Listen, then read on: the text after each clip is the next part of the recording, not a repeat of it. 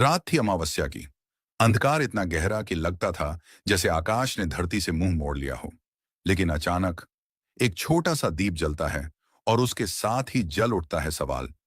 पहली बार यह दीप कब जला था? किसने जलाया था? और किस खुशी में जलाया गया था? क्या सचमुच यह वही रात थी जब अयोध्या में राम लौटे थे?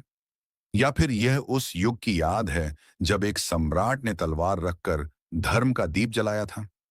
लोग कहते हैं दीपावली राम के लौटने की खुशी है, लेकिन क्या इतिहास भी यही कहता है? इतिहास के पन्ने पलटने पर जो सामने आता है वह उस कथा से कहीं गहरा, कहीं पुराना और कहीं ज्यादा विचारोत्तेजक है। क्योंकि इतिहास के दीप कभी झूठ नहीं बोलते, बस हमें उन्हें पढ़ना आना चाहिए। रामायण में कहा गया कि 14 वर्षों के वनवास के बाद श्री राम रावण को हराकर अयोध्या लौटे। नगर दीपों से जगमगा उठा, लोगों ने स्वागत में घी के दीप जलाए। यही दीपावली का आरंभ था। लेकिन सवाल उठता है, अगर यह सच है तो उस समय का कोई अभिलेख, कोई शिलालेख, कोई प्रमाण क्यों नहीं मिलता?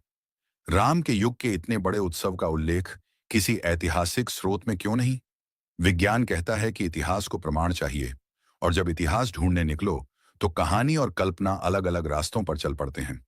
वही रास्ता हमें ले जाता है उस युग में जब दीपदान शब्द पहली बार सुना गया।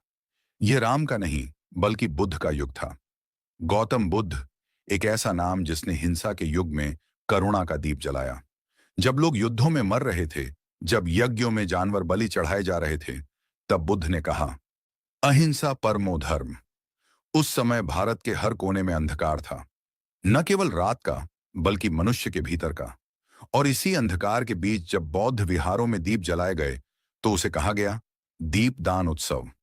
कहा जाता है कि यह वही काल था जब लोगों ने पहली बार दीप को पूजा का प्रतीक बनाया। यह कोई राजा की जीत या लौटने की खुशी नहीं थी, बल्कि अंधकार पर ज्ञान की विजय का प्रतीक थी। दीपदान यानी प्रकाश बांटना, ज्ञान बांटना। जब कोई बौद्ध भिक्षु शिक्षा देता, तो उसके अंत में लोग दीपदान करते थे, यह मानते हुए कि एक दीप से दूसरा दीप जल सकता है, जैसे एक मनुष्य दूसरे को जागरूक कर सकता है। अब आप सोचिए, क्या यह संभव नहीं कि दीपावली की जड़ें उसी दीपदान परंपरा में हों जो बुद्ध के समय शुरू हुई? क्योंकि पुरातन ग्रंथों में दीपोत्सव का उल्लेख तो मिलता है, पर राम के लौटने की विशेष कथा नहीं। स्कंद पुराण में दीपदान का वर्णन है। वहां यह लिखा है कि कार्तिक अमावस्या की रात को दीप जलाकर पुण्य प्राप्त किया जाता है। परंतु यह ग्रंथ बुद्ध के बहुत बाद का है। इसका मतलब है कि दीपदान परंपरा बुद्ध काल से पहले चल पड़ी थी और हिंदू ग्रंथों ने बाद में उसे अपना लिया। अब जरा कड़ी से कड़ी जोड़िए। बुद्ध का काल लगभग 6ठी शताब्दी ईसा पूर्व माना जाता है।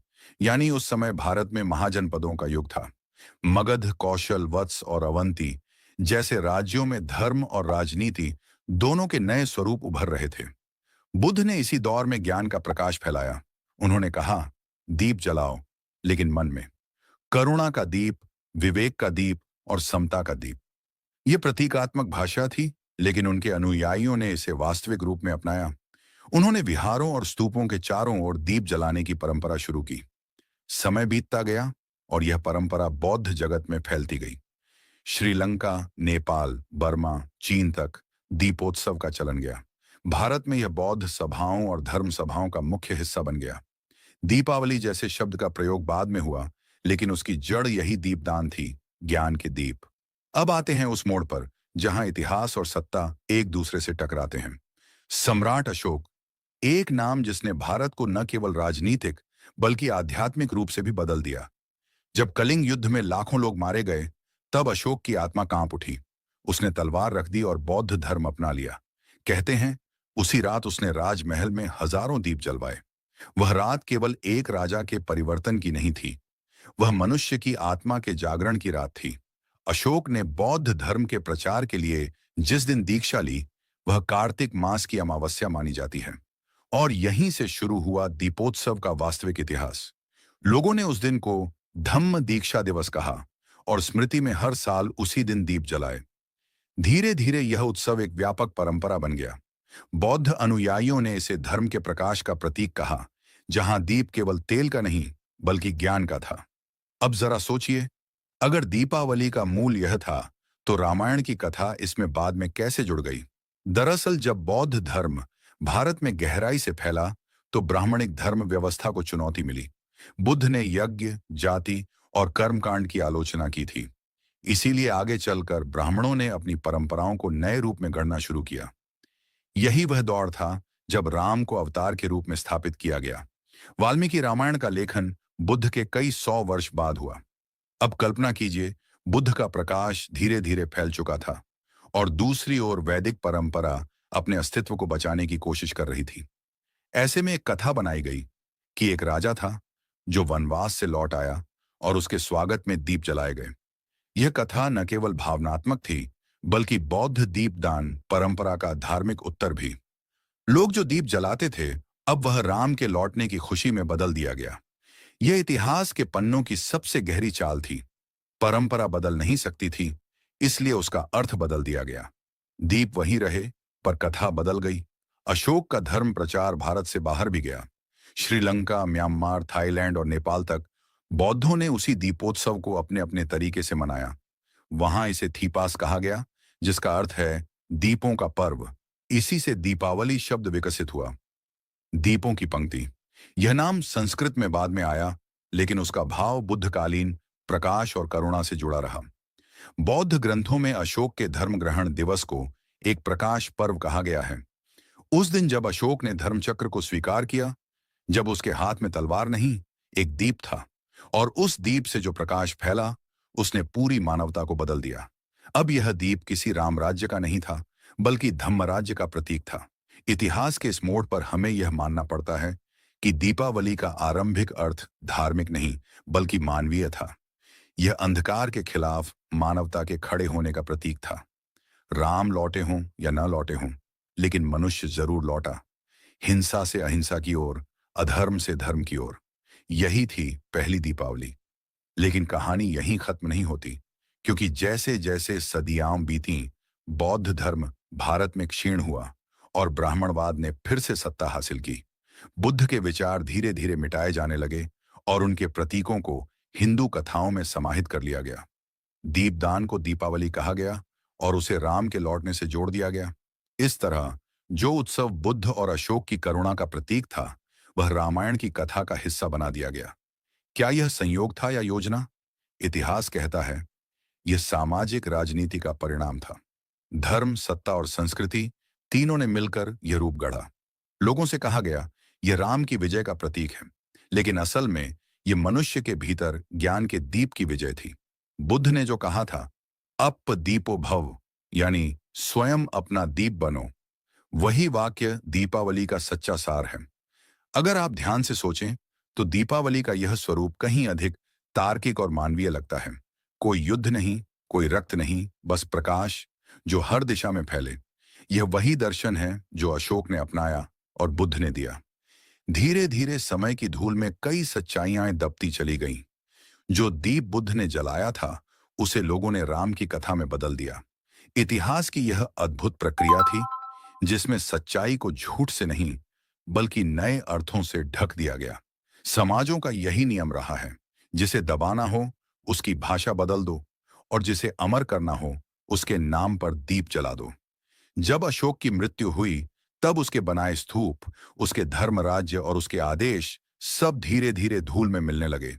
बौद्ध संघ कमजोर होने लगे और नए ब्राह्मणिक ग्रंथ प्रकट हुए। इन्हीं कालों में वाल्मीकि रामायण का विस्तार हुआ। जो मूल कथा एक लोकगीत थी, वह अब एक धार्मिक महागाथा बन गई, और इस गाथा में सबसे भावनात्मक दृश्य जोड़ा गया, राम का लौटना और दीपों से सजी अयोध्या। यह दृश्य किसी भी श्रोता के मन को बांध लेता था। कौन नहीं चाहता कि उसका राजा लौटे और पूरा नगर दीपों से जगमगाए। यह दृश्य इतना शक्तिशाली था कि उसने इतिहास को ढक लिया। पर इतिहास केवल आंखों से नहीं देखा जाता, उसे समझा भी जाता है। और जब हम समझते हैं तो पाते हैं कि दीपावली की यह कथा उस समय के सामाजिक बदलावों की प्रतीक थी। एक विचारधारा से दूसरी विचारधारा की ओर झुकाव की।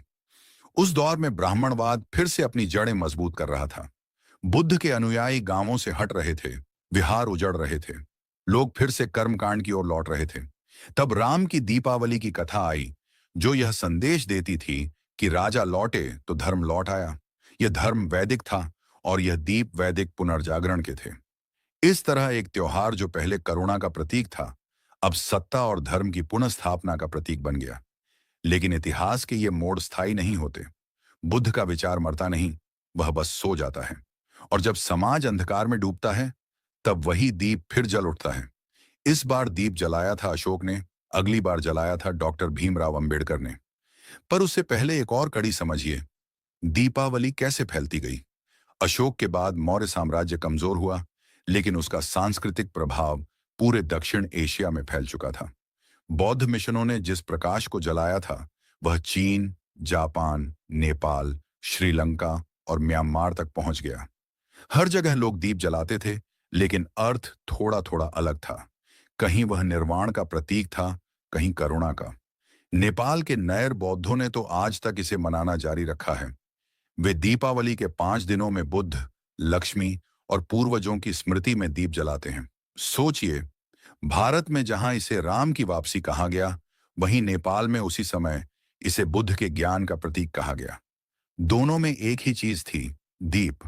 लेकिन एक दीप भक्ति का था, दूसरा विवेक का। यही दो राहें थीं जो भारत के इतिहास को दो दिशाओं में बांट गईं। समय बीता, शताब्दियां बदलीं, राजाओं ने धर्म बदले, धर्मों ने राजाओं को। पर दीपावली हर काल में रही, क्योंकि दीप की परंपरा बहुत गहरी थी।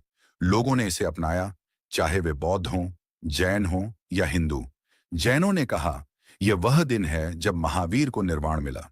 बौद्धों ने कहा, यह दिन अशोक की धर्म दीक्षा का है। और हिंदुओं ने कहा, यह राम की वापसी का दिन है। पर हर किसी ने एक बात मानी, यह प्रकाश का पर्व है। यहां एक सवाल उठता है, अगर हर धर्म इसे अपने अर्थ में मनाता है, तो असली अर्थ किसका है? शायद किसी एक का नहीं। असली अर्थ उस प्रकाश में छिपा है जो अंधकार के खिलाफ जलाया गया। और इतिहास बताता है कि यह दीप सबसे पहले बुद्ध और उनके अनुयायियों ने जलाया था। अब आते हैं एक महत्वपूर्ण बिंदु पर। बुद्ध और अशोक के बाद इस परंपरा को कैसे मिटाया गया?